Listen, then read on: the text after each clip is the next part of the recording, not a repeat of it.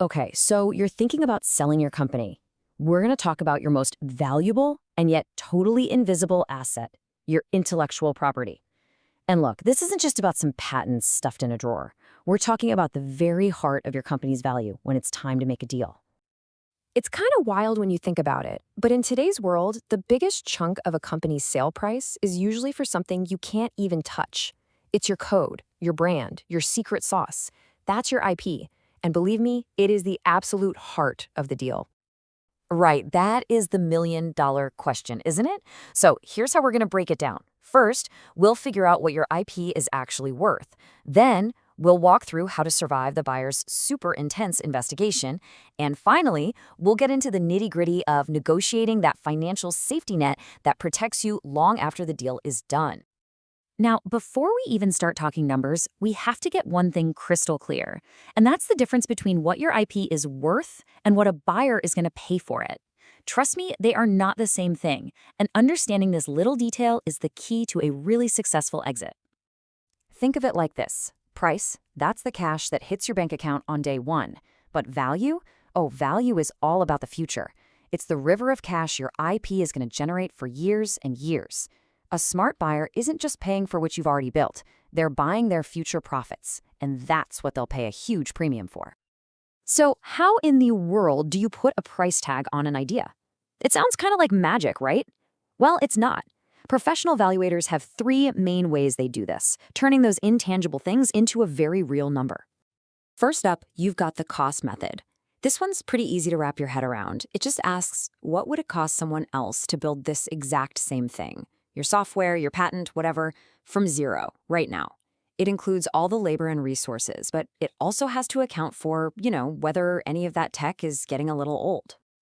Next, there's the market method. With this one, you're basically playing detective. You hunt for other deals that have happened recently that look a lot like yours. What did a similar company's patent portfolio go for? How much did that brand that's kind of like yours sell for? It keeps everything grounded in what's actually happening out in the real world.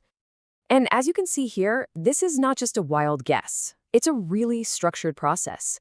They don't just find one similar deal and call it a day. No, they research, they verify, they make all these tiny adjustments to make sure the comparison is fair. The point is, there's a real science to it. And finally, we've got the income method. This is the big one, the one that gets used most often and for a really good reason. This method is all about the future. It projects out all the money your IP is going to make and then does some financial magic to figure out what that future pile of cash is worth today. So if you think about it, the cost method looks at the past. The market method looks at the present. But the income method, it values the future. And the future is what buyers are really paying for. Okay, so you've put a valuation together, you've got an offer on the table, things are getting exciting. But this is when the buyer starts their due diligence. And you got to be ready for it. Just imagine they're putting your company under a high-powered microscope, looking at every little detail of your IP. And their mission is super simple, really. First, they want to confirm that what you're selling is what you say it is. And second, and maybe even more important, they are desperately trying to make sure there are no hidden time bombs, no nasty lawsuits or ownership problems that could blow up on them after they've already paid you. So what are they actually looking for? Well, it boils down to these four big areas. They're going to check to make sure you actually own everything you claim to own. They're going to read the fine print on every single contract and license. They'll want proof that every employee and contractor properly signed away their rights to the IP. And of course, they're going to be sniffing around for any sign of legal trouble. And for all you tech companies out there, listen up, because here's a huge one, a real deal killer, the improper use of open source software. If you get this wrong, some of those licenses can actually force your secret, proprietary code to become public. It's a complete nightmare scenario for a buyer to discover that. It can sink a deal in a heartbeat. But what if their investigation misses something? I mean, it happens. And that question right there leads us to one of the most intense back-and-forth parts of the whole negotiation, the IP indemnification clause.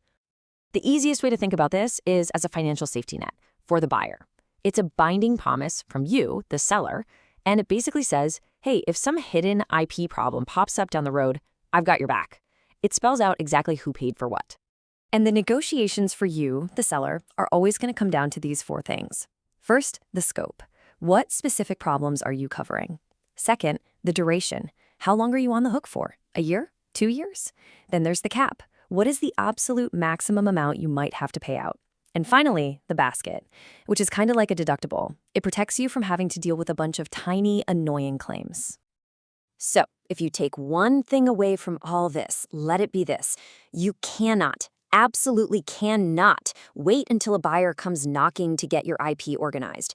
Doing this stuff ahead of time isn't just some boring legal task. It is a core business strategy that will literally add dollars to your company's final price tag. All right, so here's your playbook, your action plan. Step 1, know what your most important IP is and get it officially registered. Step 2, keep crazy good records of everything. Step 3, audit yourself. Find and fix your own problems before a buyer finds them for you. And step 4, and this one is so important, make sure every single person who ever worked on your IP has signed a rock-solid agreement giving the company full ownership. No exceptions. When you do all of this, something really cool happens. Your IP changes. It stops being just a line item on a spreadsheet and becomes your most powerful tool in the whole negotiation. Having clean IP isn't just a good move, it's a checkmate strategy. It tells a buyer you're a pro and it gives them the confidence to pay a premium. Look, being this prepared means you'll have a smoother, faster, and way more profitable exit. It shows a buyer you built your company the right way, with discipline and foresight. So the real question isn't if you should do this, it's just a matter of getting started. So let me ask you, is your company's most valuable asset really ready for its big moment?